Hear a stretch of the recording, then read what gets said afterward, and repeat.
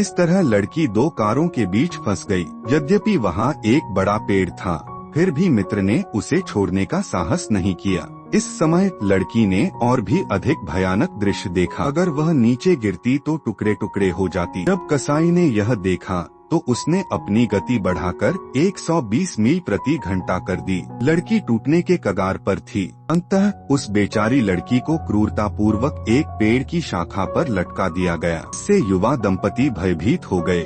स्पष्ट था कि कसाई उन दोनों को मारने वाला था।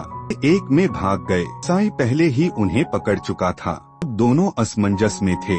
तभी कसाई दरवाजे से होकर चुपचाप उनके पास आया। दोनों व्यक्ति इतने भयभीत थे कि उनकी पैंट में पेशाब लग गया और वे शव को लेने के लिए आगे बढ़े ताकि वे कसाई का स्थान न देख सकें। अचानक कसाई पानी से बाहर आया और उसे मारता रहा।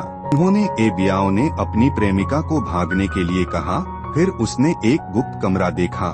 यह बिल्कुल अंधेरा था और वह अपने दोस्त की लाश को बक्से में देखकर भयभीत हो गया। अचानक उसने कसाई के कदमों की आवाज सुनी, इसलिए वह चुपचाप अपने दोस्त के पीछे छिप गया और तब तक नहीं हिला जब तक कि कसाई ने प्रेमी के शरीर को करीब नहीं खींच लिया और लड़की पूरी तरह से मर गई। अगले ही पल प्रेमी ने अपनी आंखें खोल दी। पता चला कि वह तो बस मरने का नाटक कर रहा था, ताकि लड़की की आवाज ने कसाई का ध्यान सफलतापूर्वक आकर्षित कर लिया। मरने ही वाला था कि उसने लड़की का हाथ पकड़ लिया। प्रेमी ताकतवर था और लगातार शोर मचाता रहा। कसाई ने प्रेमी को खींच लिया और तुरंत वहाँ से निकल गया। कसाई अभ्यास कर रहा था और लड़की ने अपने प्रेमी के सिर से खंजर निकाला और बाहर कूद गई। अपने प्रेमी से बदला लेने के लिए कृत संकल्प अचानक एक चश्माधारी ने पीछे से कसाई को घूरना शुरू कर दिया। लड़की ने उस पर खंजर से वार किया लेकिन असफल रही। लड़की ने बियर की बोतल नीचे फेंक दी